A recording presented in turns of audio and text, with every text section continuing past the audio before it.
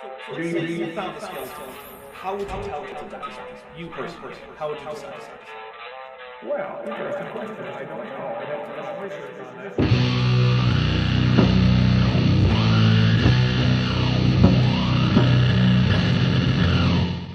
Hey there YouTube, the Dapper Dinosaur here. Today I want to take a look at a channel that I was introduced to by Kent Hovind's secretary. In an email insisting that I should give my full name, a picture, my phone number, blood type, mother's maiden name, social security number, the name of the street I grew up on, and a stool sample. Okay, some of those are made up. There was also a signature line that included links to various creationist sources. One was a link to a podcast about feathered dinosaurs by a person who goes by In His Image. It turns out the podcast was about Oculodentavis, and in the podcast he recommended I visit his YouTube page. Of course I did so, and was surprised to find that he was live streaming. We had a very pleasant chat, and he seems quite nice and polite. I later went back to take a look at his channel and found his main video on feathered dinosaurs, and I figured I should respond to some of the things in there. I'm linking to the original video, but In His Image has been nothing but polite and kind, so if you visit his channel, please show him the same courtesy. He doesn't have a lot of views, and I don't want him chased off of YouTube. If you go and decide to chat or comment, please be respectful. Not that I expect you to be otherwise. I have a pretty cool audience after all. Well, enough preamble. Let's see what we've got in this video.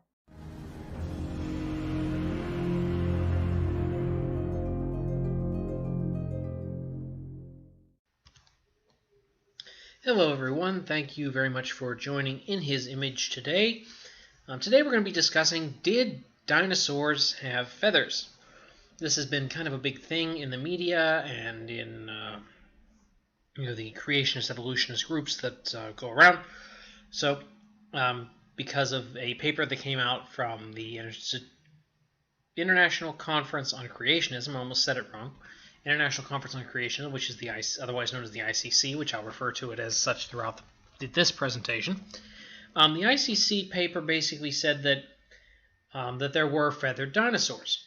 I'm not sure if I should be impressed that the Creationist Conference actually admitted to this, or if I should be disappointed that they could have their heads in the sand for so long. It's always interesting to see how much overwhelming evidence has to pile up before creationists will admit to something that doesn't fit well into their positions. Especially when it's something that they were so long dismissive of.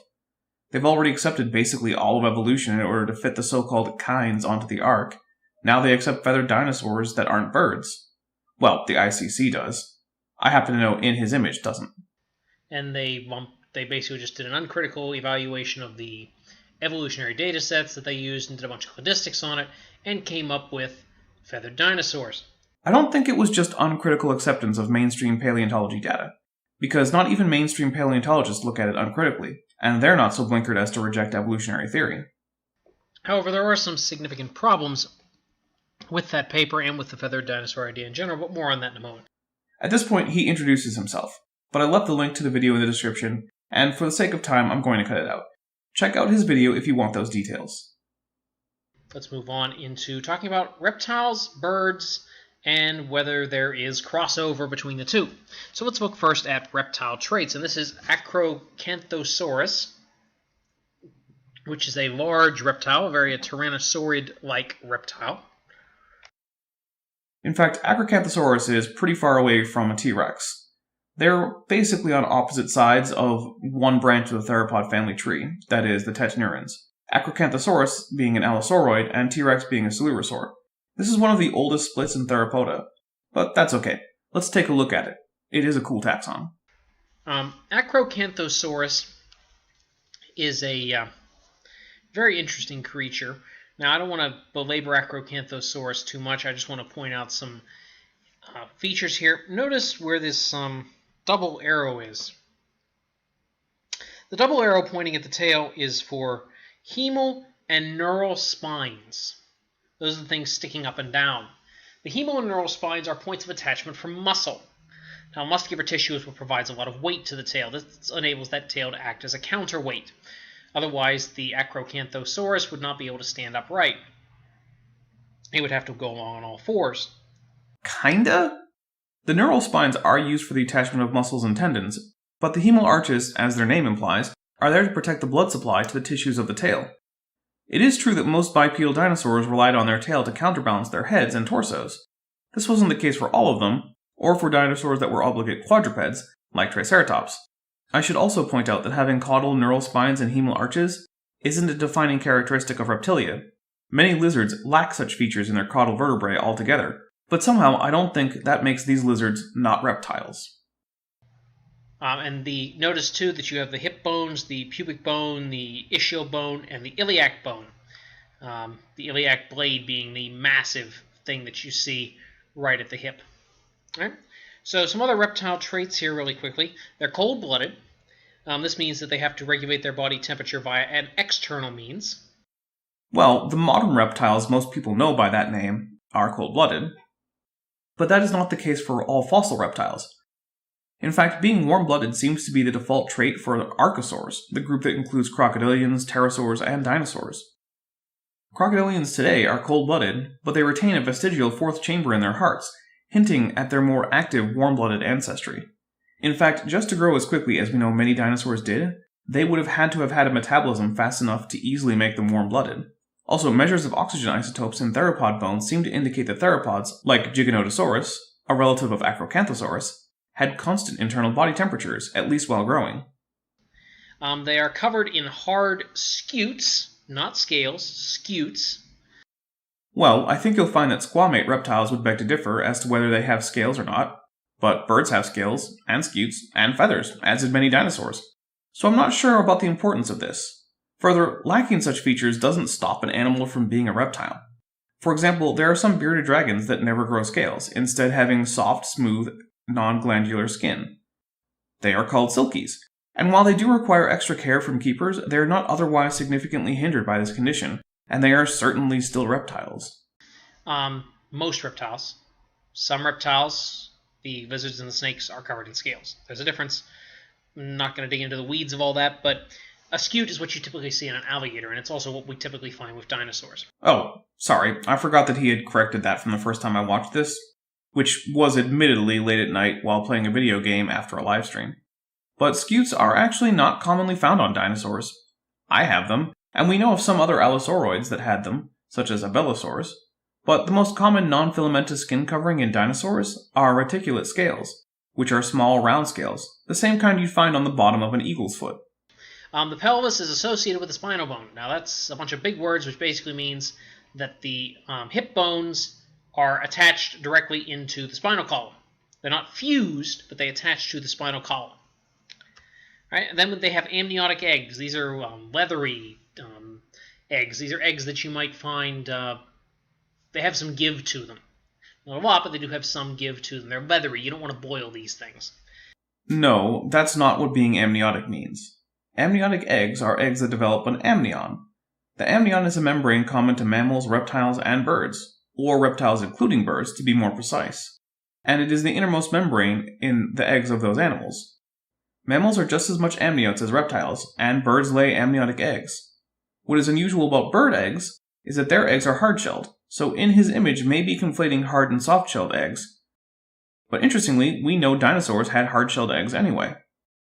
At least, not a general idea. They have lungs, shocking I know, but that does differentiate them from amphibians, but their lungs are kind of similar to what we see in mammals. They have tidal respiration, in, out, etc. While some salamanders have lost their lungs, most amphibians have lungs. Just look at a living frog chilling out on a log. One of the things that's most noticeable is that it's breathing, and it's breathing with lungs. In fact, lungfish also have lungs, hence the name. Lungs go back to at least Sarcopterygi, that is the lobe-finned fish, which includes all amphibians, birds, mammals, and reptiles. Birds don't, but we'll get to that in a minute. So, a few more reptile traits. They have variable body plans. They have a diaphragm. I'm not sure what is meant by variable body plan, as it's a very vague phrase, but one thing I would like to say is that reptiles are absolutely not characterized by a diaphragm. In fact, nearly all reptiles entirely lack a diaphragm, although crocodilians do have one, and a few lizards have what could be considered partial diaphragms.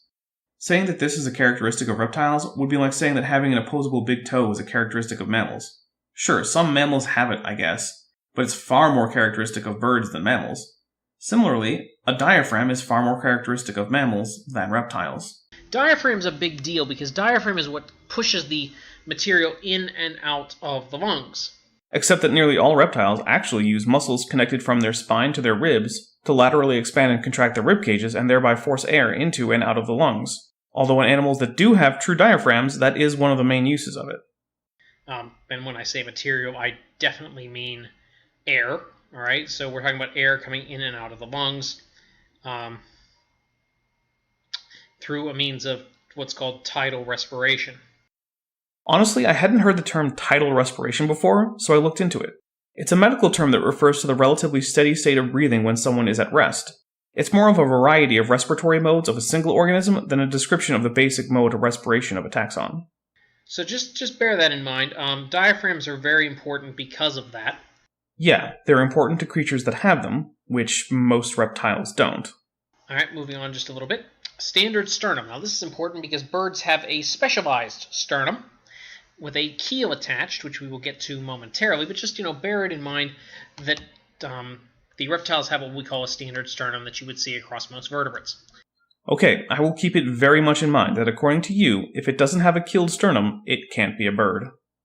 Non-pneumatic bones. This is a big deal. Although not all bones are non-pneumatic. Some of them are, and particularly in the larger reptiles, you will see more pneumatic bone, because pneumatic bone is hollow bone. If reptiles have pneumatic bones, then it can't be that big a deal in trying to separate birds from reptiles. That just means birds have a trait found in reptiles, but just have a lot of it. And what hollow bone does is hollow bone permits strength, because they've got little bony struts running through them, strength while reducing weight.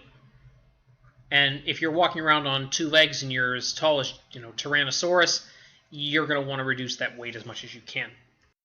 That's true, but many smaller dinosaurs also have pneumatic bones, as did pterosaurs and pseudosuchians. That is, fossil taxa that are closer to crocodilians than to dinosaurs. And they lack what are called nasal conchae. Now, we'll get into what nasal conchae are in just a minute, but they don't have them. And lacking them tends to mean that things are cold-blooded. By the way, dinosaurs, so far as I know...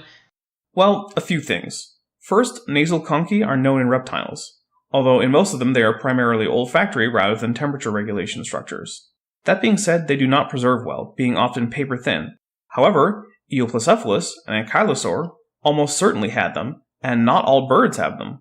None of them have been found with nasal conchae. So this is a reptilian skeleton. This is a crocodilian. Now, there are some differences between crocodilians and dinosaurs, but you can see there on the bottom, right there with where the tail is, you've got the neural and hemal arches. You've got a very reptilian hip there. You notice how the spine bones that I've pointed to do not actually fuse into the hip. They're just there. Right, but that's not how dinosaur hips are. And since this is about feathered dinosaurs and the bird-dinosaur connection, it's a bit odd to use a crocodilian to demonstrate the supposed differences in hip structure. But we'll get more into that later. Now, I will point out that the knee also is outside the body, unlike in birds where it needs to be inside. No. Bird knees, as a rule, are not inside the body wall. But because the femur is usually held more or less parallel to the spine and doesn't move much during walking, and because of the fact that it is generally under the feathers, it does not appear to be outside the body.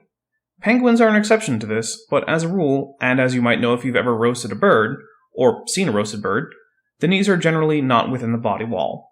Although they do have some more skin connecting them to the torso than is typical in mammals or, say, lizards.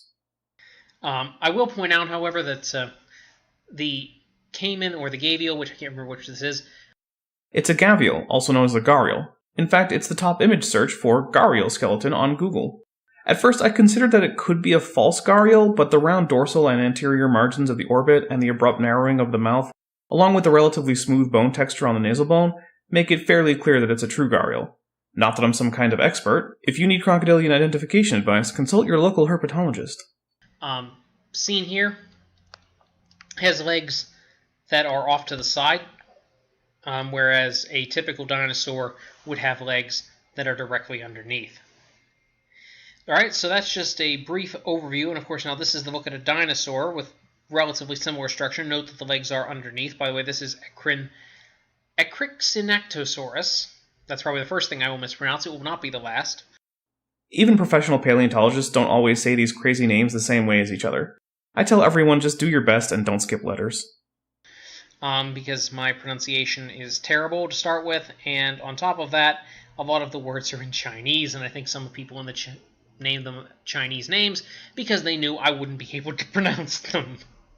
Anyways, moving on swiftly. So you notice that you have the ischiac on the ilium and the pubic bones, the hemal and neural spines, etc. Right? So let's talk about some features of birds. Birds are warm-blooded. It means they regulate their body temperature internally rather than externally. They're covered in feathers. Now, that's an important point because, as we'll discover as we go through the list of various dinosaurs and birds, feathers are pretty unique. They are. In fact, they're so unique that when they were found on animals that definitely were not birds, it was more or less proof positive that birds were a member of a larger group, that is, Dinosauria. Because feathers are not unique to birds, but to dinosaurs, or, depending on how the evidence shakes out, maybe Ornithodira, the group that includes pterosaurs and dinosaurs together. Now, they're not a necessarily completely defining characteristic.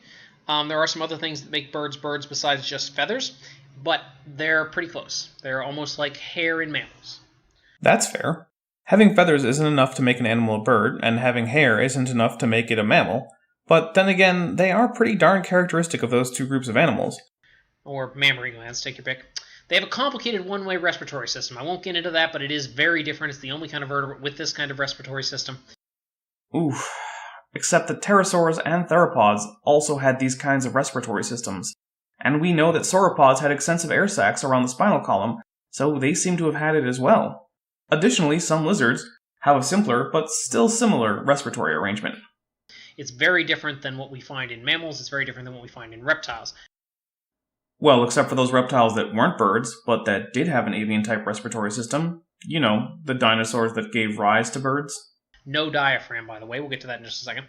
They have pneumatic bone. Most, if not all, of their bones are pneumatic bone. Now, pneumatic bone is not a defining feature because even humans have some pneumatic bone, but pneumatic bone is a big deal. All right? They have very good vision. Birds can see incredibly well. Well, most birds have excellent vision, but kiwis don't. And of course, most mammals have excellent senses of smell, but humans don't. In contrast, humans also have better vision than many birds. I wouldn't say keen eyesight is a diagnostic characteristic for birds, plus it's pretty hard to get a good grasp on the visual acuity of fossil taxa.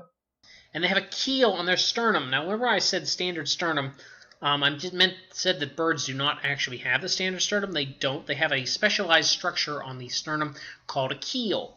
Okay, if it doesn't have a keel, it's not a bird. Got it.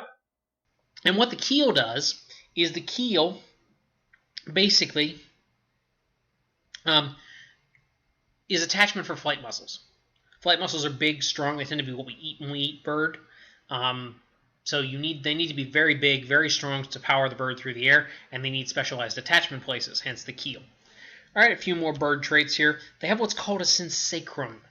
A synsacrum is a very, very, very specialized hip bone structure. It's a fusion of 10 to 24 different bones. And what this does is it makes things a lot more lightweight because it fuses some vertebrae with the 3 bones of the hip. Decreases weight, increases stability. It does not give you a whole lot of flexibility, but you don't need flexibility, you need strength. Ooh, but you see, all dinosaurs have a synsacrum. Even the least bird-like dinosaur you can think of. Then they have the nasal conchae, or the turbinates, like I was talking about a moment ago with the reptiles. Reptiles do not have these. Birds do. What these do is they warm and moisten air as it comes through the nostrils. And what that does is it allows the bird to be able to breathe even in cold altitudes. High altitudes with their cold air, it helps them breathe. This is, by the way, a feature of being warm-blooded that is not found in dinosaurs. Except they are found in dinosaurs, and not in all birds. Most birds have a roughly similar body plan. Roughly speaking, it's not identical, but the body plan is fairly similar. This is too vague for me to really know what to do with it. What does being similar mean? How similar do the body plans have to be? I could point out that they have the same body plan as a human, if we're going to zoom out to a large enough taxon. No diaphragm, as I mentioned earlier. Right, and this is a bird skeleton. I've highlighted a couple of key points. Note where the knee is on the leg. That's up inside the bird's body. I didn't mention that in the bird traits, but it's up inside the bird's body. Bird knees, what we think of as a bird knee is actually the bird ankle. Well, the knee isn't inside the body. It's just usually not easily visible. But yes, if you ever thought that a bird knee was backwards, it's because you're looking at the animal's ankle. The bird knee is drawn up inside the body. This is because of the balance point. The little area that my arrow right above the word femur is pointing to, that is what is called the pygostyle. It's a short, bony bird tail. And note that you don't get a whole lot of weight there, and there's no weight really in the synsacrum, which is what this big arrow right above there is pointing to. So if a bird did not have its point of, if it tried to walk from its hip, like we do and like dinosaurs do, it would fall flat on its face because all its weight is forward. But dinosaurs don't all have their center of mass at about their hips. Many had it forward of that, including some theropods that weren't birds, like Therizinosaurus, which, due to being too front-heavy, probably stood with their spines at a considerable angle to the ground, somewhat like birds, and unlike other theropods who kept their spine mostly parallel to the ground. Whereas by bringing the point of balance forward to where the knee arrow is, the arrow pointing to the knee is, it puts some more weight behind so that it basically allows it to balance a little bit more easily. And then you have the sternum with the keel on it. You can see that there in the front. Keels don't fossilize too well because they're not actually made of bone. Before this, I had never heard the claim that the keel of a bird sternum isn't made of bone. I've been trying to find something to confirm this, but I can't find any sources claiming this. And everything I have found refers to the sternum as simply a bone. Further, all the pictures I can find of bird sterna that are photographs of actual skeletal material all seem to have a keel made of bone. I honestly do not know where In His Image got this claim. But it's there for reference purposes. Alright, now this is a bone skeleton. This is a bird skeleton. Note that the knee is kind of disarticulated out of the body. It needs to be drawn up into the body. Wait, he's not going to cover the fused metatarsal bones? The fused fingers? Those are pretty darn characteristic of birds. Also, those legs were definitely not used like a modern bird's legs. And I know this because there's a long, bony tail for counterbalance. So even if In His Image we're right about bird knees being outside the body, this animal didn't have knees like that.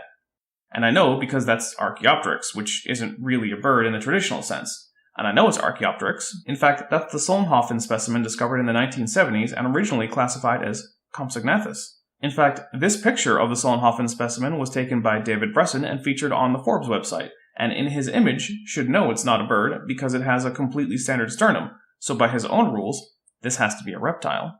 Note that the tail lacks any neural or hemal spines whatsoever. That's true, but in fact modern bird tails do have neural spines on the free caudal vertebrae, so I'm not sure why this is counted in favor of this not being a reptile but definitely being a bird. Basically, with the length of the tail, that tail is not going to flex, it's not going to bend, it's going to be very straight because it has very little to no muscular attachment. Right, like a tetanurine tail.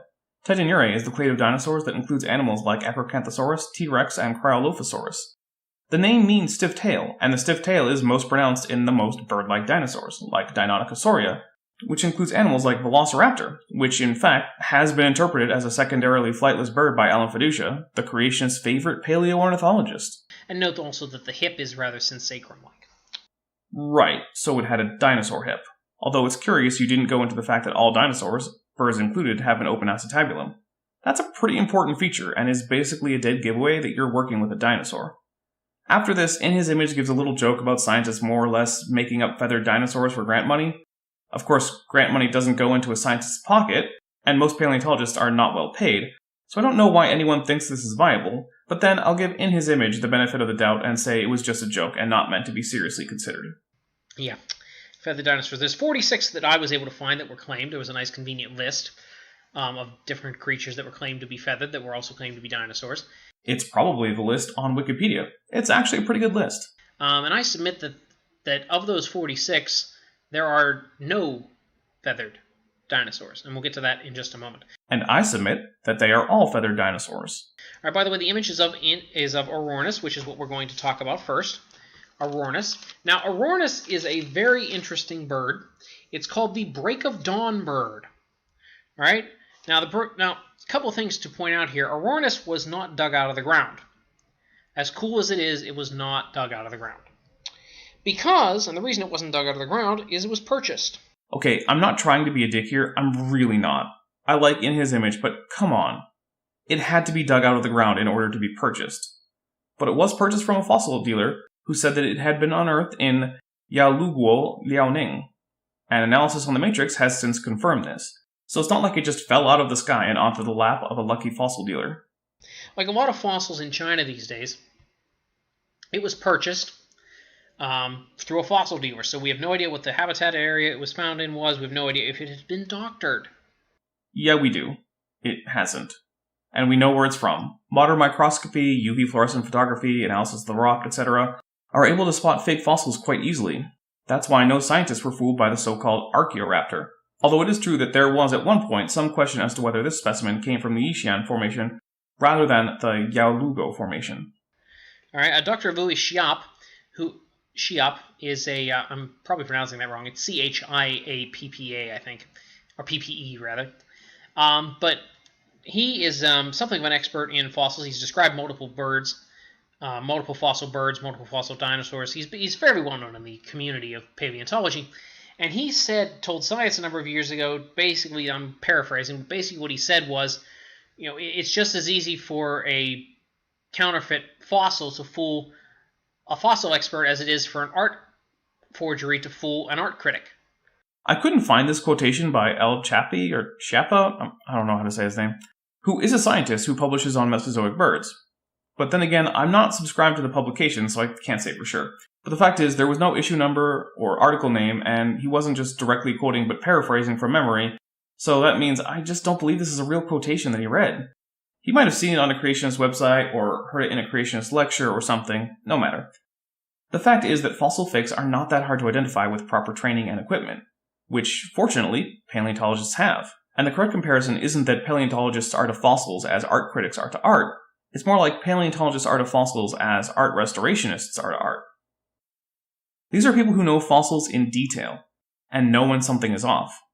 There was a time when paleontology was less advanced, and so was technology, and you could, with only a little bit of effort, pass off a modified orangutan jaw as a human ancestor's jaw. That time is long gone. It's doable. Fossil forgery is a real problem coming out of China. It was even featured in CNN not that long ago. It is a big deal. It is a big deal, but not because lots of fake fossils are entering the literature. It's that in the field, they're not always easy to spot, so time and money is wasted on them, only to find that they are forgeries or composites, and so all the research into a possible new find has to just be flushed down the toilet. Alright, so Aurorinus, I'm going to flip back to this here. Note that there, in the first image here on the left, we definitely have feathers, or definitely at least some form of feathers there, and note that they do attach down to the bone. Note also that the tail lacks any hemo or neural spines, and basically is one straight rod out into the end. My favorite part of this is that in his image has just described a Velociraptor tail or a Troodon tail just as well as an Aurorinus tail. And over on the right here you can look at the hip. It's a little hard to see, but that is kind of a synsacrum shaped hip. Right, because having a synsacrum is a key dinosaur trait. So Aurorinus is most likely a bird.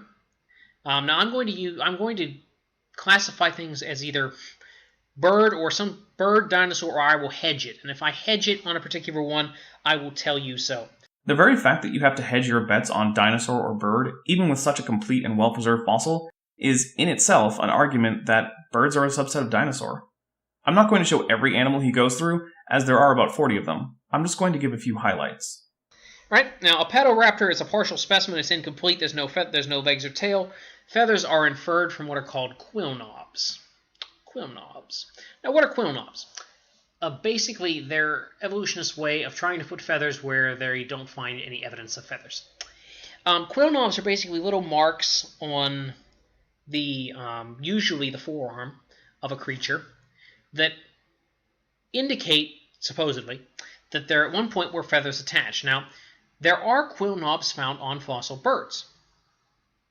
No question. And also on bird bones, because the feathers do attach directly to the bone. I mean, they're evolutionist way to infer feathers in the same way that a coracoid process on a mammal is the evolutionist way to infer that the animal had a bicep. They infer that because, well, that's what a coracoid process is for. It's just for anchoring the proximal end of the bicep. Quill knobs are the anchor point on the ulna and digit 2 for anchoring primary feathers. Those are the big feathers that you see flared out at the trailing edge of a bird wing.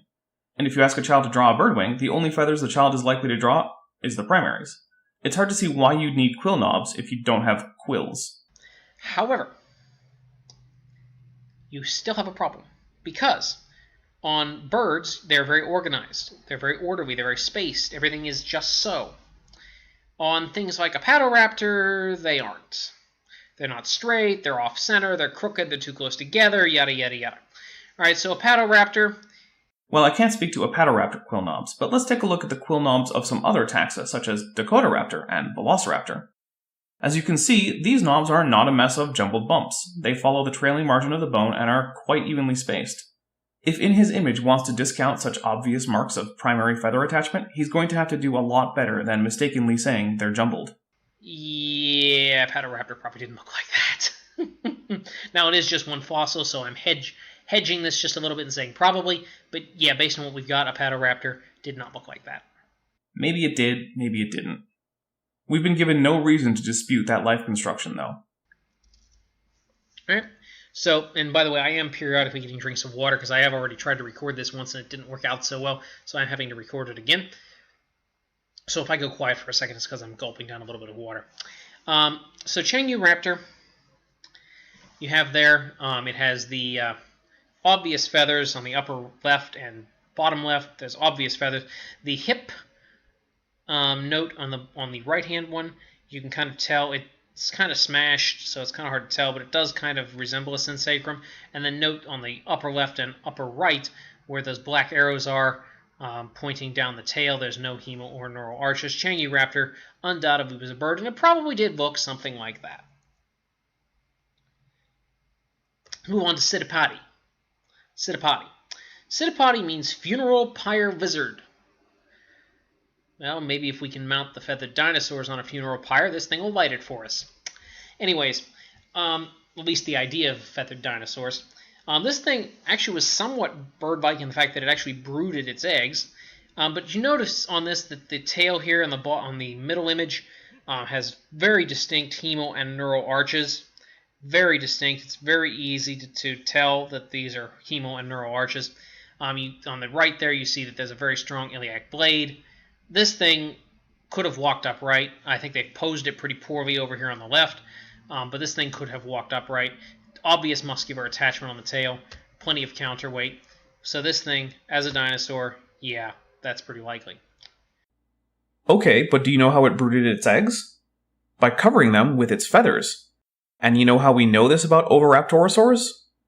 Because they've been preserved in brooding position. So we know that they had to have had feathers, because that brooding posture wouldn't keep the embryos warm unless you have bird-like wing feathers. So, anyways, moving along swiftly, we're at Dilong. Dilong. Now, Dilong is, it means emperor dragon. The word long in Chinese means dragon. All right, so if you tell somebody in Chinese that, something is long, what you're telling them is it's a dragon. So if you have a long stick, well, you have a dragon stick. That's what you have. All right, so that's just a cool little fact for you. So you can see what it was found here. It's kind of a fragmentary skeleton. There are some caudal vertebrae. There are some vertebral column vertebrae, neck vertebrae, etc. That's actually a lot of skeleton. Many dinosaur finds are far more fragmentary than that. Also, all vertebrae are part of the vertebral column. Like, by definition. Maybe he meant dorsal vertebrae? I'm not sure. It's kind of fractured. This is a reconstruction, obviously. But as you can see, there are neural and hemo arches down most of the tail. And that's a very prominent iliac blade. So I've tentatively gone with this thing being a non-feathered dinosaur rather than a feathered bird, especially since it was not found with feathers. It was found with what are called quote-unquote proto-feathers. But that's tentative. If we get a better specimen, we might be able to examine more. Of course, I won't be able to examine it because no evolutionist in their right mind will let me into a museum to examine these specimens, because I might find something that would damage the theory, and I would have no problem telling people about it. Interestingly, Dilong is a tyrannosauroid, and the filaments were long, straight strands that probably would have looked a lot like hair in life. This might not be modern feathers in the way that we think of them on birds, but then it is also not the scaly or scute-covered skin that In His Image says is characteristic of reptiles. So was Dilong not a bird, but also not a reptile? Because I'll agree it's not a bird, but it certainly was fluffy, and it was certainly a reptile. Further, I know of no prohibition on allowing creationists to examine fossils. In fact, It would be impossible to stop them, since fossils, by your own admission, are available to simply purchase. Indeed, the Creation Museum run by Answers in Genesis purchased an exceptionally well-preserved Allosaurus specimen, and they could study it to their heart's content. But they don't. Anyways, moving on to Eosinopteryx. So, I don't really want to spend much time on Eosinopteryx, but I just wanted to point something out. The skeletal reconstruction is by David Peters and is from his blog, The Pterosaur Heresies. Peters is a pseudo-paleontologist who is known for drawing fanciful reconstructions, not accepting any criticism, and for doing his research via Photoshop filter. What tipped me off was the strange integument outline, the awkward posture with a very uneven neck soft tissue outline, and the strangely colored pectoral girdle. All of these are things Peters likes to do. If you are looking online for images of fossil taxa, check to see if they are Peters' work, and if they are, I strongly suggest you not use them. Note 2 in the upper left here, that's fossilized dinosaur skin. That looks very, very similar to crocodilian skin, doesn't it? It certainly doesn't look anything at all like bird skin. Actually, it doesn't look much like crocodilian skin at all. Crocodilians have mostly rectangular or rhomboid scutes, but what it does look like is the scaly skin you'll find on an eagle's foot. Alright, Calindrodromus. Calindrodromus is kind of cool. It's found with some scales on it. It's known as its name means Calinda runner. And it's a Russian dinosaur. We don't have too many of those on this list. Most of what we have comes out of China, but it's a Russian dinosaur.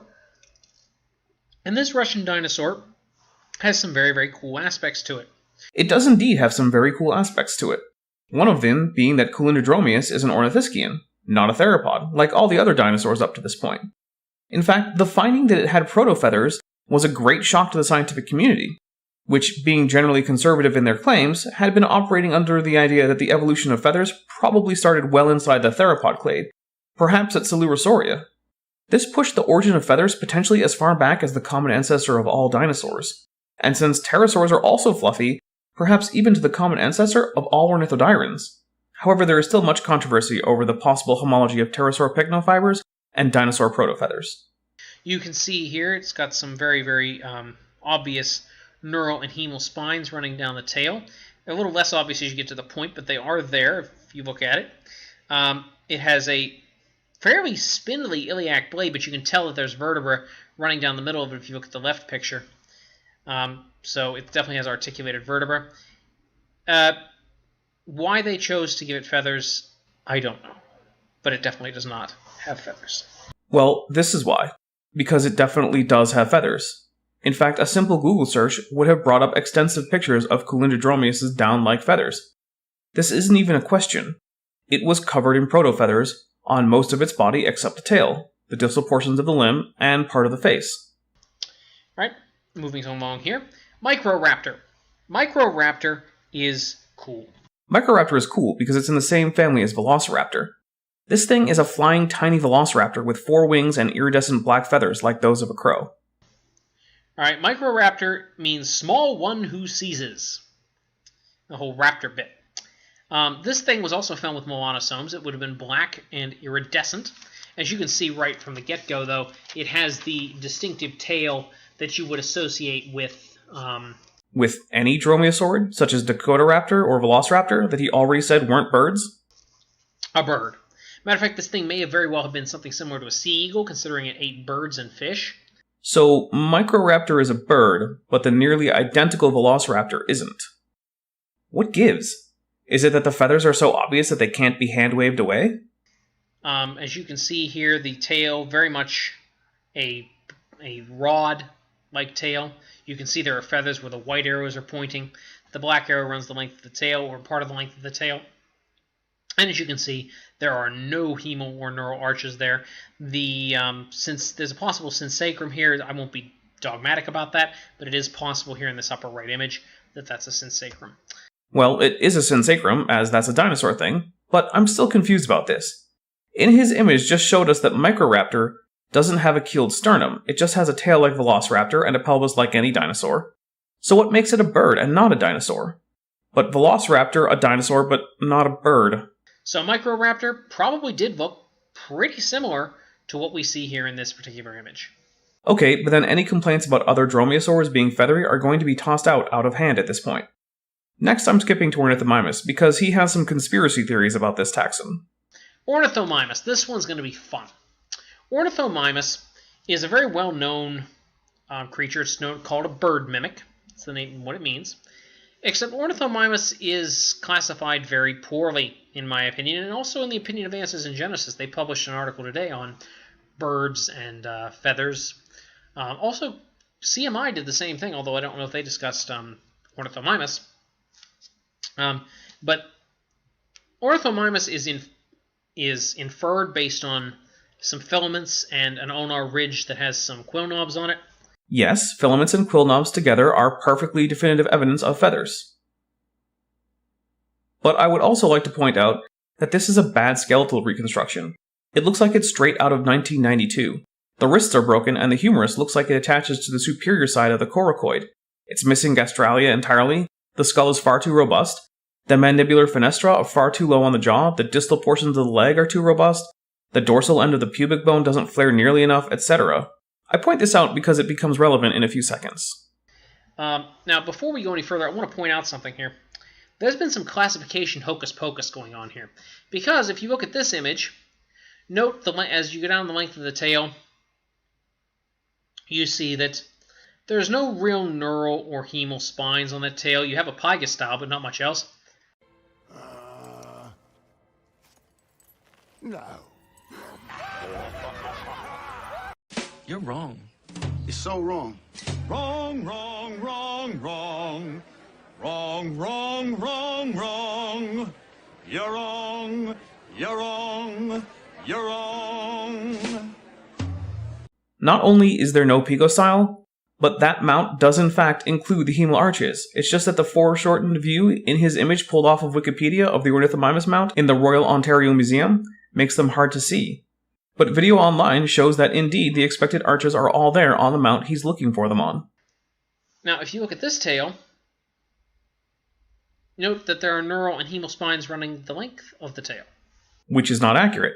Ornithomimus hemal arches and neural processes taper to essentially nothing at all about a third of the way down the tail. It is the bad drawing which is to blame. People should not be trusting an obsolete at best drawing from probably almost 3 decades ago. Note also this iliac blade. It's very, very, very, very strong. Note also the head. You have 1, 2, 3 openings before you get to the nostrils. Let's look at this one. This particular one on the right in particular. You have 1, 2, 3 total openings. He should have looked at a higher resolution version of the image. Both the bad skeleton he used as well as the image of the mount at the Royal Ontario Museum have from front to back a nasal opening, a promaxillary fenestra, an antorbital fenestra, and an orbit. It's the exact same number of openings in the skull. It's just that the picture he used in his PowerPoint is so small that the promaxillary fenestra has shrunk to less than a pixel in size. These are not the same creature, but they're labeled as the same creature. Ornithomimus edmonticus. Now, I would have no problem putting feathers on this guy, the one here in front of you. This guy, however, not so much. This guy here is a reptile.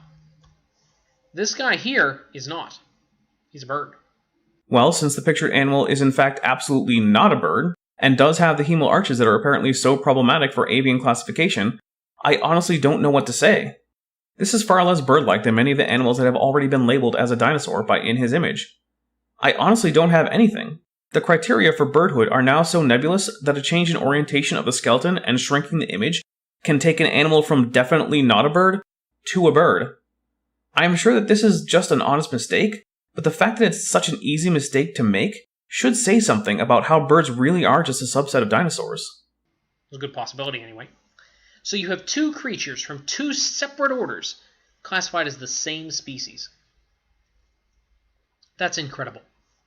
That is incredible. These people doing this classification have botched it that badly. This is to my audience. If you ever find yourself thinking that all the experts who have dedicated their lives to studying a topic are so obviously wrong that it's laughable, stop and consider that you, in fact, may be wrong. Because chances are that when all the experts agree, and you used Google image search and PowerPoint to prove them wrong, it's you who are wrong. Alright, Psittacosaurus. This is where the fun starts. Psittacosaurus has become one of my favorite dinosaurs in the course of this research. And the reason being is this Psittacosaurus, which is called parrot lizard, by the way, Psittacosaurus is probably the most absurd, ridiculous example of a feathered dinosaur. I can't wait to hear why. Also, this is our second ornithischian dinosaur, and it's a ceratopsian, the group that includes Styracosaurus and Triceratops. It's probably the singly most absurd and ridiculous one. Now, it is an obligate bipedal dinosaur. It would have walked upright once it was fully mature. We have a lot of specimens of these. We know a lot about their lifestyle because of that. It does have some filaments. We'll get to those in just a minute. It was also likely counter-shaded based on the melanosomes they found. But yeah, this thing is cool. And this is the creature that we found with filaments. You can see them there in the upper left corner. This is actually very well preserved. You even got some skin overlay there and some other stuff. So yeah, this is very well preserved. You've got some filaments there along the tail. In fact, it is so well preserved that the skin melanosomes are preserved in this specimen. And it's the specimen that allowed us to learn what color the animal was, and that it was counter-shaded. And there is even a preserved cloaca, which as far as I know is the only instance of a preserved cloaca from a Mesozoic dinosaur. And this is just a better image, but note that there are hemo and neural arches the length of the tail, so this thing would have had no problems walking upright. But I'm not sure what he means by upright. I think he means with the spine parallel to the ground, or maybe he means with the femur pointing down. It's been bugging me this whole time. Then you've got those filaments. Now, what are those filaments? Well, filaments, there's a lot of dispute over those. Some people call them proto-feathers. People who call them proto-feathers, I think, are somewhat optimistic. Dr. Alan Fiducia. Ah yes, Alan Fiducia, the man who loves being wrong about dinosaurs. If I had a dime for every time his discredited ideas were trotted out by creationists, well, I probably wouldn't have to work anymore. Who is a very highly respected paleoornithologist. In other words, he studies dead birds, fossil birds. He strongly objects to these being called filaments. He thinks they're collagen fibers, which would have exuded out of the creature when it got kind of smushed when it was fossilizing. But they're not collagen fibers. For one thing, collagen fibers in the skin aren't going to be that long. They tend to be quite short. Further, melanosomes can be found in these filament impressions, something collagen doesn't have. Further, Alan Fiducia has been so backed into a corner at this point by how obviously they are not collagen that he would call virtually everything that has been in this list of dinosaurs a bird, including nearly everything that in his image has said can't be a bird. Fiducia is now a laughingstock. His ideas about bird evolution have no impact and have been shown to be wrong at every turn. So, Psittacosaurus, you can tell hemoneural arches up and down the tail there. A very obviously reptilian hip with the articulated vertebra running through. You can't tell anything about those vertebrae's articulation from that angle. But, in fact, like all sacral vertebrae in dinosaurs, they are fused to the sacral arches. What he's seeing is that they simply retain their neural processes. Now this is why I get so upset about Psittacosaurus. This next image is going to explain to you why it is the most ridiculous, absurd, crazy rendition of feathered dinosaur. Yeah.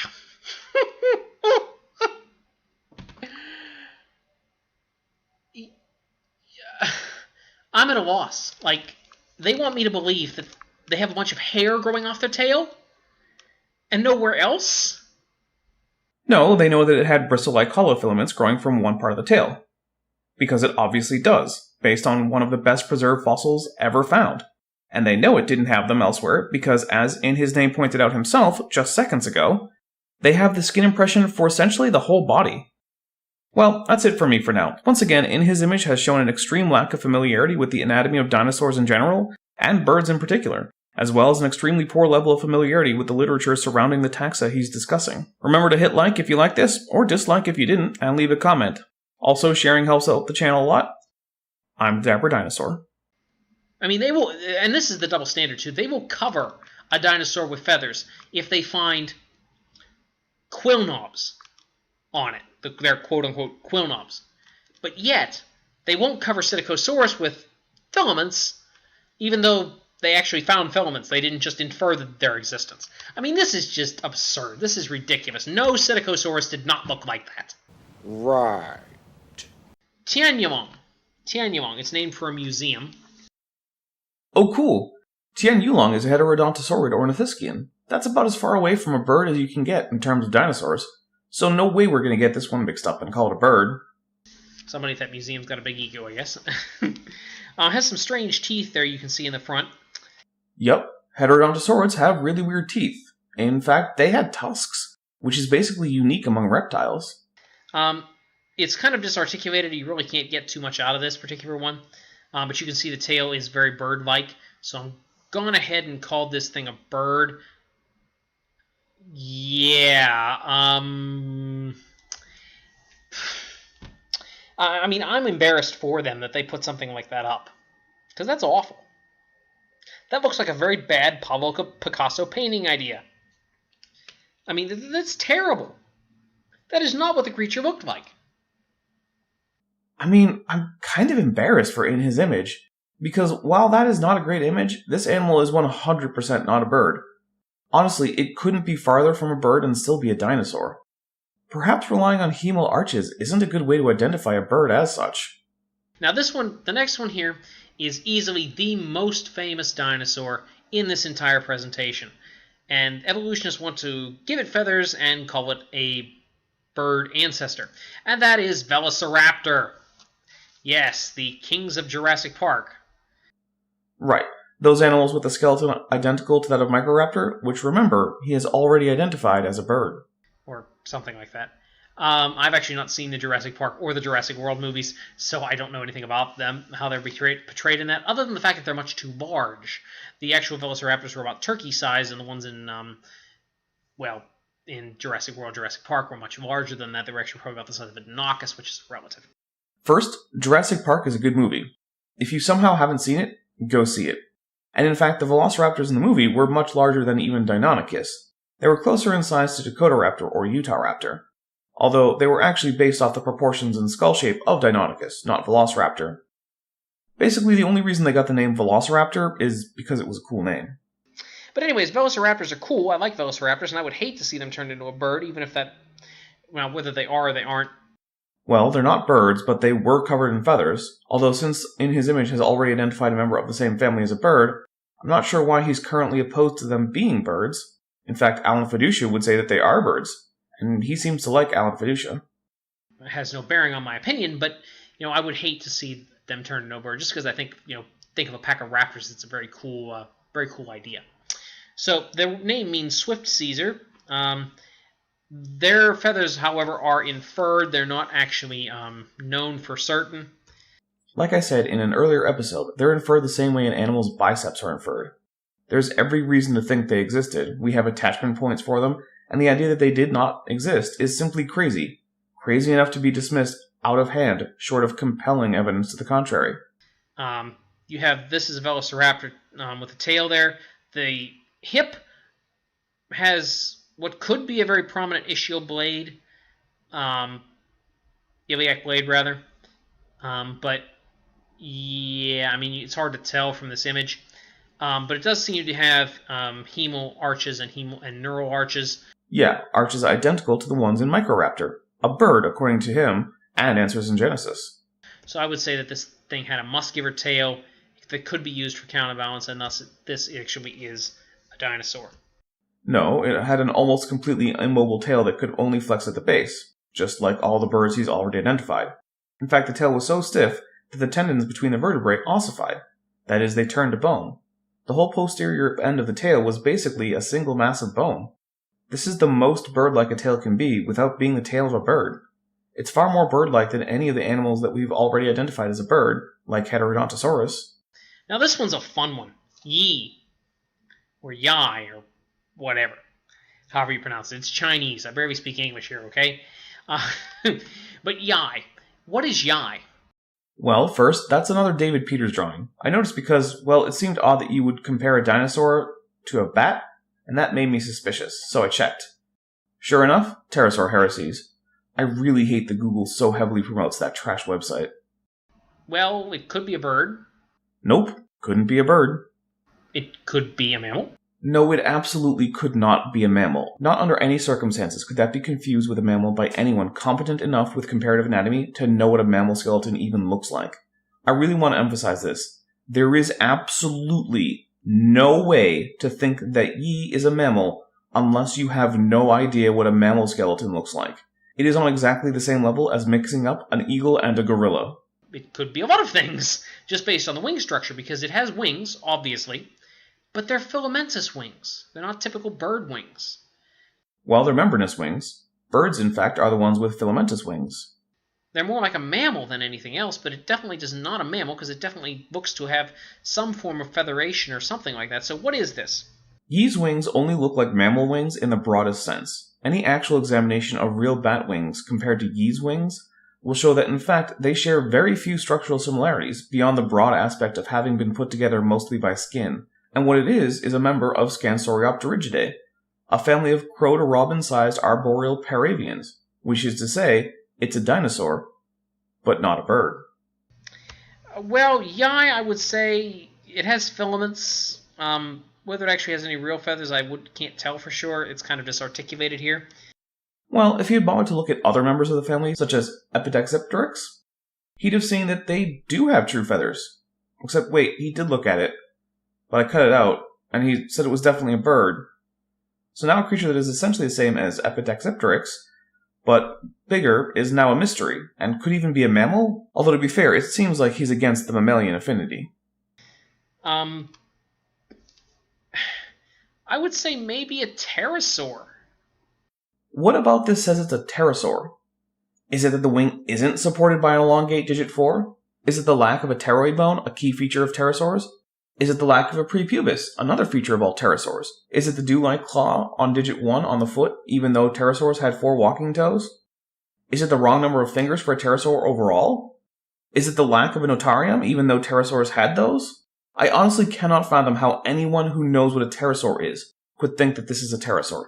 The only conclusion I can come to is that in his image doesn't know what a pterosaur is, but he also seems to not know what a mammal is, what a dinosaur is, or what a bird is.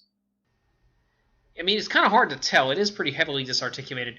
Now, I'm going to read this and say this is wrong, but the only reason I'm reading it and saying it's wrong is because half the wing is feathered and half of it isn't.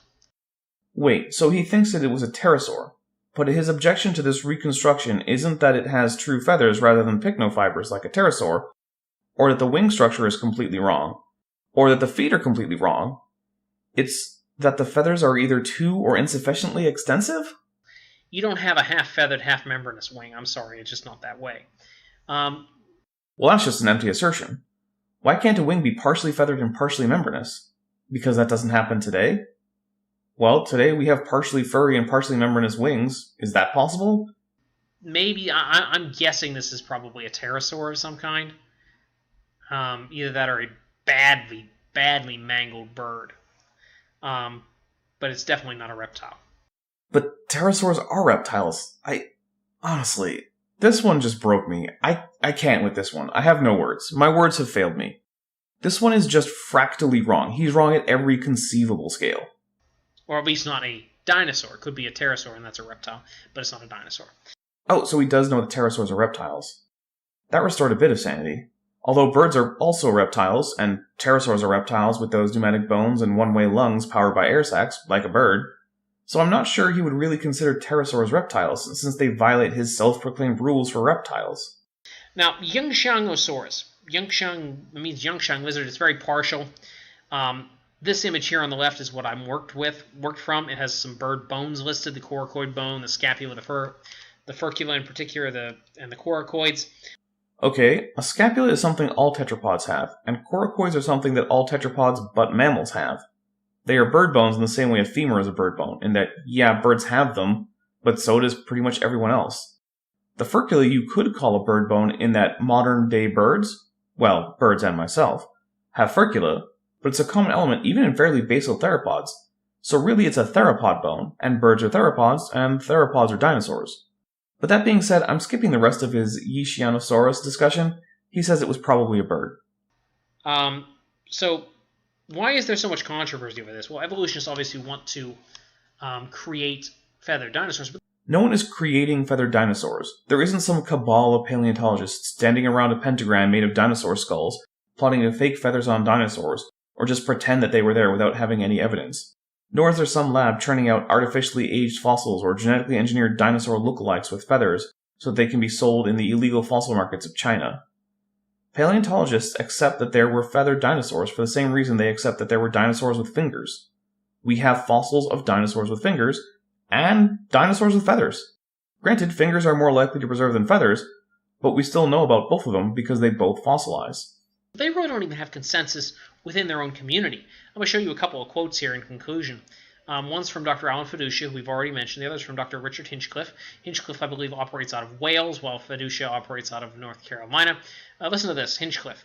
Developmental evidence of 2, 3, 4-digit identity for the wings of birds, as argued here. So in other words, which fingers develop in birds to create their wings. As argued here, continue to pose problems for acceptance of the theory of origin of birds from theropod dinosaurs. So in other words, they develop from the wrong fingers. That's a problem. Except we now know that birds have undergone a frame shift, and in fact bird wings have digits 1, 2, and 3. And unlike in most tetrapods, where the central digit is 3, in birds it is 2 as a result of this. The genetics behind it have even been identified, so this simply isn't a problem. Fiducia, we conclude that proto-feathers are probably the remains of collagenous fiber meshworks that reinforce the dinosaur integument. So in other words, proto-feathers don't exist. They're collagen fibers. Except that even Dr. Fiducia can no longer defend that position, and has instead retreated to the position that a huge swath of dinosaurs that aren't birds at all are actually flightless birds that just evolved to look like dinosaurs. A position I think creationists, and those who know their science, would both find less tenable than the evolution of birds from theropods. So, in conclusion here, do we have any feathered dinosaurs? Yes we do. But I think that'll do it for this little series. I don't know if In His Image will see this, but I hope so. And I know that at times I can get a little snarky, but I hope he understands that it's in the name of keeping these videos fun. I want to repeat that I really do think In His Image seems like a cool guy. When we chatted, he was very relaxed, and he was having fun, and so was I, and we certainly didn't get heated, and it stayed respectful, and I want to repeat what I said in the very first episode. Please, if you go over to his channel, show him that same respect and decorum. Well, that's all for now. Thanks for sticking with me through this. I had fun, even if the Yi discussion did sort of break my brain. If you liked this video, please remember to hit the like button and comment. If you didn't, feel free to hit the dislike button and tell me why you didn't like it. If you want to see more of my content, remember to subscribe and hit the bell icon so you're always notified when there's new Dapper Dino content. I'm the Dapper Dinosaur. Thanks for watching. So say you found the skeleton. How would you tell it's a dinosaur? You personally, how would you decide? Well, interesting question. I don't know. I'd have to do some research on that.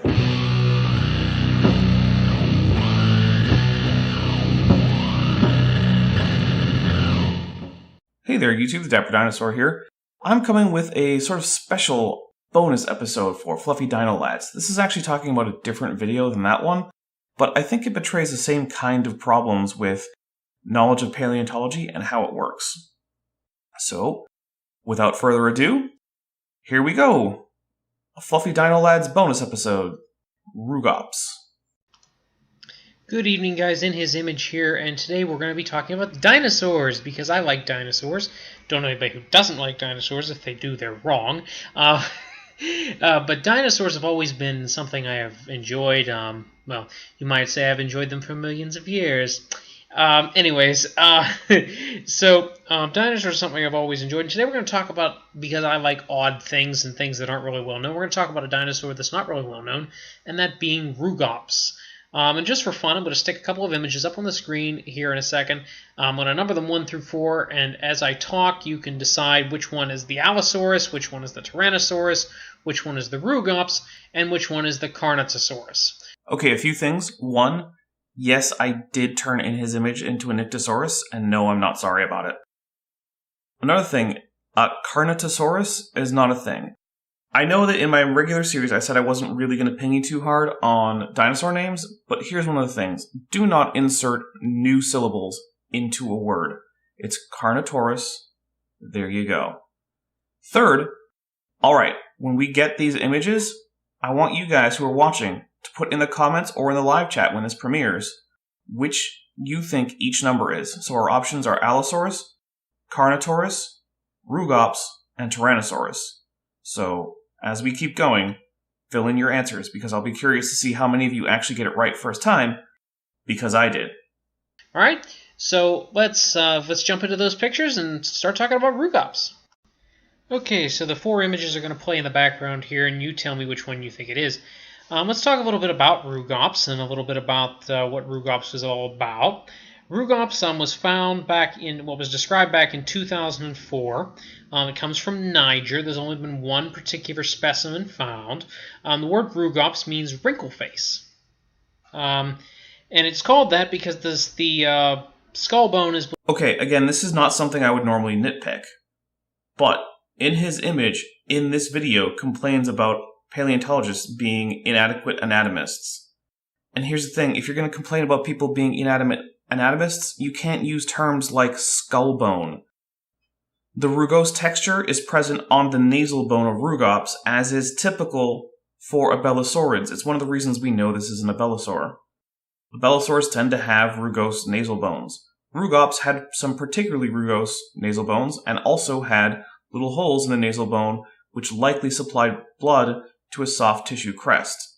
Believed to have had a lot of blood vessels in it that kind of gives it a wrinkled or face. It's believed to have possibly had a crest on its head because the skull had little holes in the top that were seemed to have meant for having some kind of crest, or maybe some kind of sun-catching device up there to help it warm up. It actually caused evolutionists to revise their chronology just a little bit, and we'll get into that in just a second.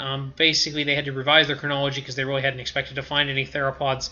Saying it caused scientists to revise their timeline is needlessly vague. What actually happened was the discovery of an abelosaur demonstrated that at least until a bit before the Campanian in the Cretaceous period, Africa must have been still connected to South America, which allowed the transfer of abelosaurs from one place to the other, because until this find, the Abelosauridae had been restricted to South America, Antarctica, and Madagascar. In Africa, where it was found, but they did find them, and so they found those. They had to revise those, their chronology just a little bit. Now I'm going to show you the fossil that they found here in just a second. But basically, what you need to take away from Rugops is estimated to be about 6 meters long. Weigh about 30 tons or so, 6 meters being about 7 feet.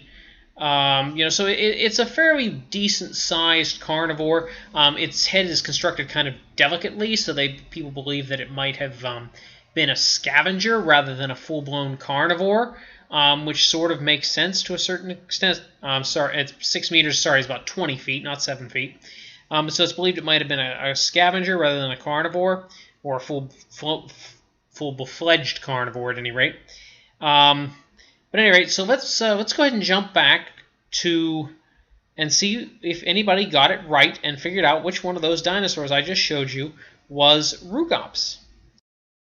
Okay, first, there wasn't really a good place to cut in and address this, but in his image said that scientists didn't expect to find theropods in this part of the world, but that's just false. Theropods have always had a worldwide distribution. The question was whether or not abelosaurs would be in this part of the world. And up until the discovery of Rugops, the answer was, well, we don't know, but we don't have any evidence that they are. But also, now that we've seen all 4 images, this is the time I really want you to get those comments in where you tell me what your guesses are, because in his image is about to correctly reveal which image is which.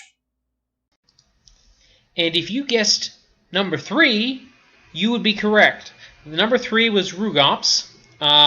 Number 1 was Carnotasaur, number 2 Allosaur, and number 4 the ubiquitous body of the Tyrannosaurus Rex. Now, the reason I showed you all 4 of those is because I wanted to illustrate something to you. They're all pretty similar, aren't they? It's pretty hard to tell them apart. Basically, the only thing these animals have in common is that they're theropods. They have a sort of theropody build. These are not similar animals. The fact that you think people can't easily tell these apart actually probably says more about your low opinion of people in general than it does about these animals. These are very easy to tell apart animals. Keep that in mind as we go forward here. We're going to discuss a little bit more about Rugops. Rugops is similar to Tyrannosaurus Rex. It's also similar to Allosaurus. It's also similar to Carnotasaur, and there's a bunch of other what are labeled albilosaurs, I think I'm pronouncing it correctly, that all look kind of similar. Yes, they look similar because they're in the same family. It's like pointing out all felids look similar. Lions, tigers, kitty cats, caracals, lynxes, bobcats, oh my goodness, they all look similar. Yeah, that's what a family of organisms is. These are the kinds of things you would probably identify as being in the same quote-unquote kind. But they do not look similar to tyrannosaurs or allosaurs. They look very different from these things. Alright, keep that in mind as we move forward here. Alright, but props to anybody who picked up on which one Rugops was. Knowing my audience, I'm just going to assume that all of you picked up on which one Rugops was. Or at the very least, most of you. So, Rugops has some very special features, in particular associated with its head.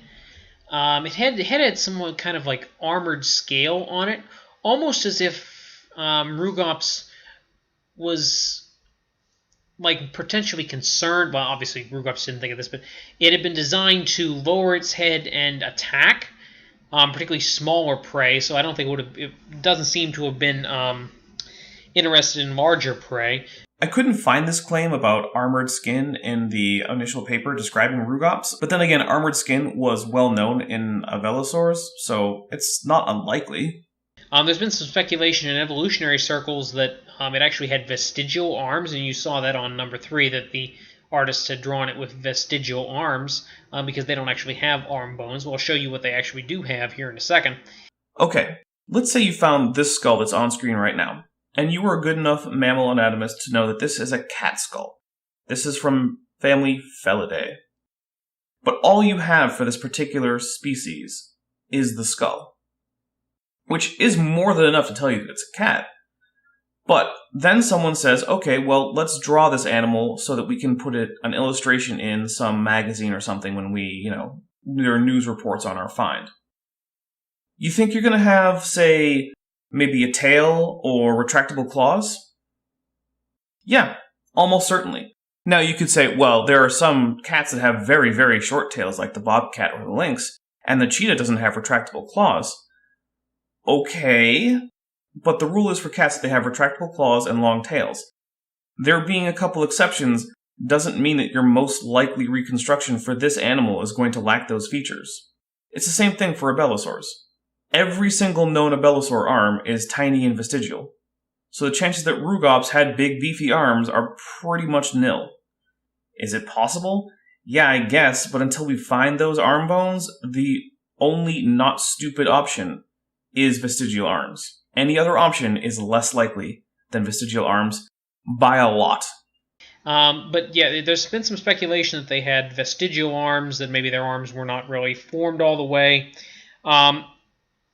It dates back to the It dates back all the way to the late Cretaceous period, which is made it one of the smaller carnivores of its day, because it would have been supposedly competing with Spinosaurus and a few others. It also has one of the shortest names of any dinosaur, Rugops being fairly short. It's believed to have been about 4 feet high at the hip, thereabouts. Something along those lines. So, Rugops has some very interesting little traits, but there's some other stuff that goes along with Rugops. It's believed to have been run about as fast as a polar bear and weigh about as much as a rhinoceros, roughly. Yeah, none of this stuff is actually very well known. It's all just estimates based on the size of the find and approximations based on general Abelisaur anatomy and proportions. But there's some other stuff that goes along with Rugops, which is very, very interesting. Now, Rugops was described in a scientific paper published back in 2004 in the Proceedings of the Royal Society.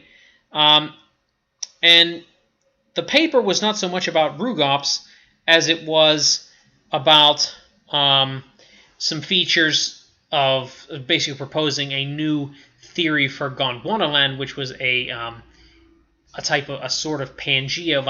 There's an article on Pangea I can link to in the description. Gondwana isn't a sort of Pangea. It's one of 2 supercontinents Pangea broke up into during the Mesozoic. The southern continent, Gondwana, was at least initially composed of South America, Africa, Australia, Madagascar, and Antarctica. But at any rate, so let's go ahead and talk about what the bones they actually found. You've been seeing pictures of the skeletons they have. What did they actually find in the dirt? What do we actually have to look at here? Let's go ahead and take a look. I'm about to flash up on screen, and that's what we have for Rugops. That's it.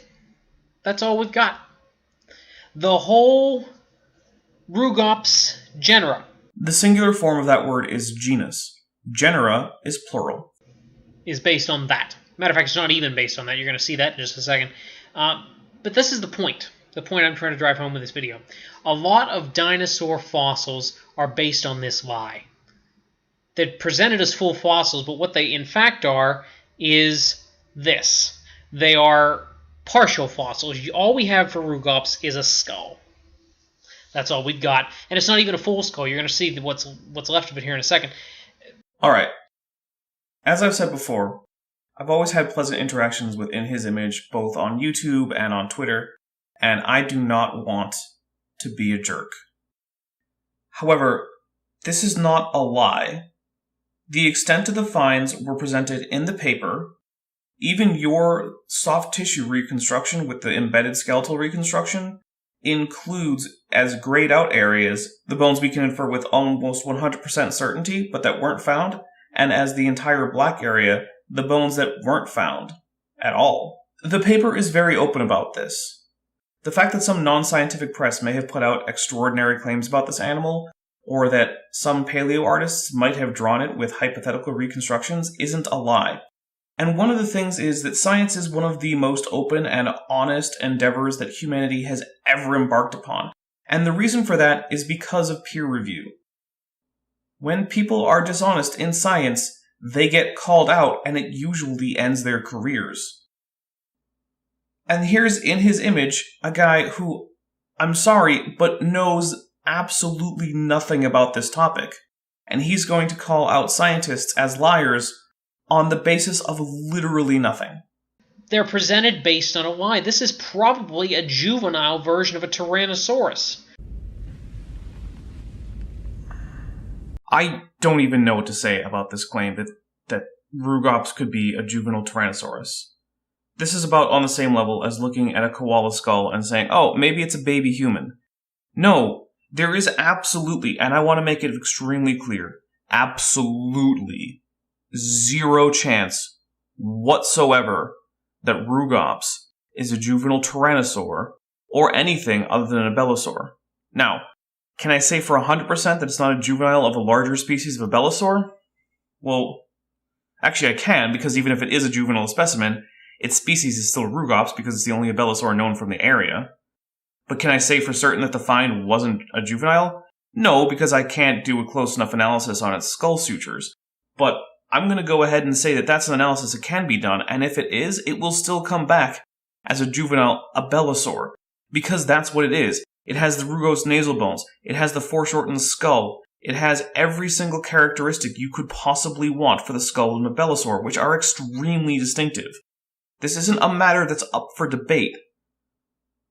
And just to illustrate this, what you've been looking at so far is actually a skull based on Nanotyrannus, which is almost certainly a juvenile Tyrannosaur, and we're going to now watch it, as I speak, grow to an adult Tyrannosaurus. Now, granted, we do not actually have ontogenetic stages for most of this, which means that this simulation that I made is just a most likely kind of thing, but these are the stages that we would probably expect to see if we were looking for growth stages of a Tyrannosaur. And one of the things I want you to notice is that at no point does it even vaguely resemble an Abelosaurid skull. Not in the least. And here we go. Full-grown Tyrannosaur. Or something of that nature. We don't even have a full skull. But see, this is the problem. Paleontology rewards people not based on their effort, not based on what they actually find, but what they say they find, and nobody bothers to go back and check. That's what we actually have for Rugops. It's a partial skull. What do you mean, go back and check? Check that it's not actually a baby Tyrannosaurus or some other non-Abelisaur dinosaur? Look, In His Image, this is like someone wandering into an emergency room and finding that the doctor says that he's treating someone for a compound fraction of the tibia, and then you telling him, but have you checked for unbalanced humors, doctor? I'm trying to stay calm and nice here. And it's not easy. I cannot imagine what you think it is that needs to be rechecked in order to revise this analysis of the dinosaur.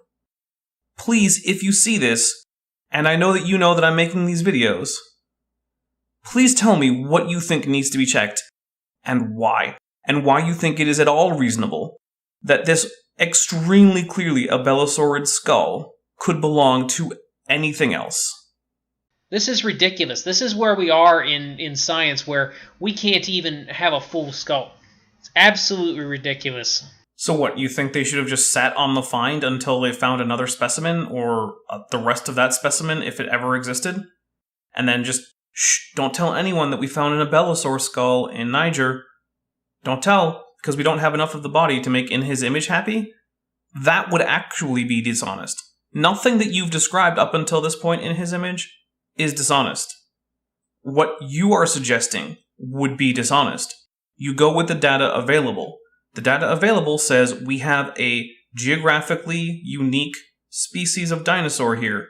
They named it Rugops primus because it's the first Abelisaur found in Niger, or all of Africa. That tells us something significant. It tells us there were Abelisaurids at the time that Rugops lived in Africa. But no.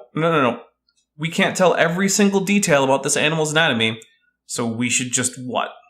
Pretend it didn't exist? And this just demonstrates, Rugops is just demonstrative of that point. Paleontology is broken. It's a mess. It's just an absolute mess. And there's nothing we can do to change it. In His Image, I want to describe to you what's happening right now. You have an extremely low level of knowledge of paleontology, of dinosaur anatomy, of general reptile anatomy, of comparative anatomy, of cladistics, all of these things. Your knowledge in these areas is extremely low, and so you think there isn't much to it because you don't know how much there is that you don't know. As a result, you have an extremely inflated sense of confidence in your abilities in this area. Trust me, you do not know what you are talking about. Paleontology is not broken. You simply do not understand it. You are suffering from a severe case of Dunning-Kruger. Please, if you want to talk about paleontology, which I hope you do because it's really cool, go read up on it. Get to the point where you can have a conversation with a paleontologist that doesn't make them immediately want to pull their hair out because of how badly wrong you get almost everything you say about the field. And hopefully this demonstrates why I'm so frustrated with paleontology and really with a lot of evolutionary science in general. It does demonstrate why, actually. It demonstrates that you are frustrated with them because you lack a basic understanding of how those sciences operate. Because Rugops is presented as having vestigial arms. All we've got's a skull. We don't know whether it was a juvenile or not. We don't know whether it was a full-size dinosaur. That's why I had to do the comparison earlier. We don't know if it was a full-size dinosaur. No.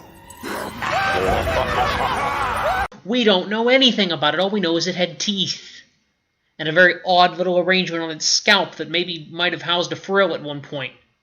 As has already been stated, we know what family it belonged to. As a result, we know it was a member of Ceratosauroidea, and we also know that this means that there almost certainly was a longer land connection between Africa and South America than had been previously assumed. Do we know for sure if it's a full-grown creature?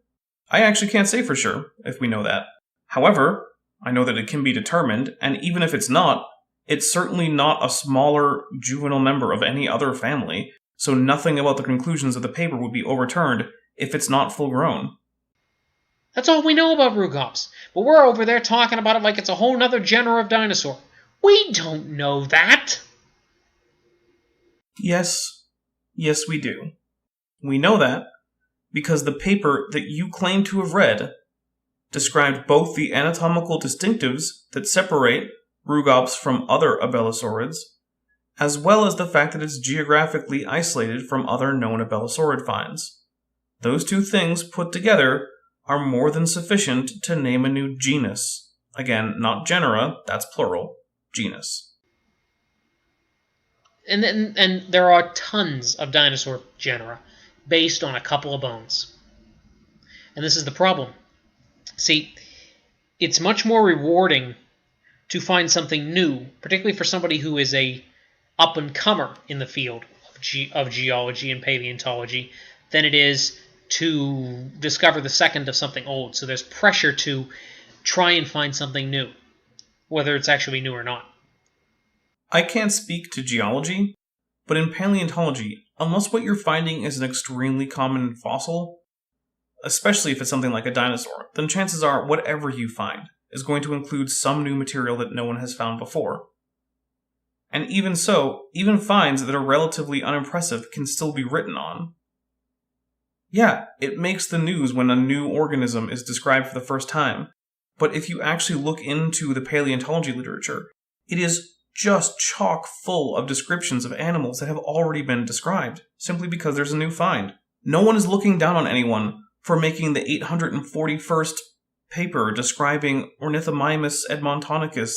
In fact, yeah, I've read a paper that focused almost entirely on a new find that was pretty much entirely composed of ornithomimid foot elements. See, in his image, you don't know enough about the literature to even know what kinds of things are in the literature. All you have is secondary sources. And maybe sometimes you read the papers about those secondary sources. But have you ever actually gone looking through the literature? Have you ever found a taxon that you wanted to know more about, and then just looked to see how many papers there were about it, and read some of them? Right? So just a brief video on Rugops, and really something illustrative of an overall problem that comes along with not just paleontology, but really any form of science in general. That they've got this major problem where there's this pressure on these young graduate students and postdocs to discover something new, because that's the only way they're going to get published, and being published is the only way they get grants coming in, and it's the only way they get prestigious academic positions. You're wrong. You're so wrong. Wrong, wrong, wrong, wrong. Wrong, wrong, wrong, wrong. You're wrong. You're wrong. You're wrong. And Rugops, I think, is just an added example of that, although it was used also to try and push a different version of Pangea. But that's a subject for another video. All right, thanks all for tuning in. Much shorter video than usual today. Hope everyone's enjoyed, and hopefully it was a blessing to you. And be sure to keep checking in, guys. I'll be putting up more videos as I have time. All right, have a good one. Well, I guess that's it for me then, too. I just want to say thank you very much to Great Stump for this wonderful fan art that I'm using today. Again, if any of you want me to use your fan art, please send it to me on Discord or Twitter or something like that, and I will make sure that I can try to fit it into a video. I really, really like seeing all the awesome drawings you guys do of me. As for In His Image, I hope he has a good day too, and I really, really hope that he works on his paleontology. Well, that being said, if you like this video, make sure you hit like. Tell me in the comments why you liked it, and if you hated it, hit dislike and tell me why. And if you're not already subscribed, make sure you hit that subscription button and then hit the bell, the real subscription button that tells YouTube, yes, I actually do want to be subscribed to this channel. Anyway, I'm the Dapper Dinosaur. Thanks for watching, but before you go, I'd like to thank my patrons, especially my $20 and above patrons, Van Tovend, Ian Chen, Speed of Sound, Chris Love, Henry Hutanen, and Bob Knob. My patrons help me keep this channel going because, as you may know, YouTube is a very volatile platform. If you'd like to help out, my patron tiers start at only $1 a month, and it automatically gets you access to the exclusive patron-only Discord server, as well as early access to my videos and voting for what next topic should be. For example, my patrons tend to be the ones who decide which episodes of Things That Aren't Dinosaurs I'm going to do, as well as sometimes who I'm going to cover next in the next debunking series. If you feel like a monthly donation isn't right for you, but you'd still like to support the channel, remember, every like and share and comment helps the channel. But if you'd like to help in a more material way, I do have a wishlist for Amazon.com and a Teespring store. Links in the description. Thanks for watching. So you found the skeleton. How would you tell it's a dinosaur? You personally, how would you decide? Well, interesting question. I don't know. I'd have to do some research on that.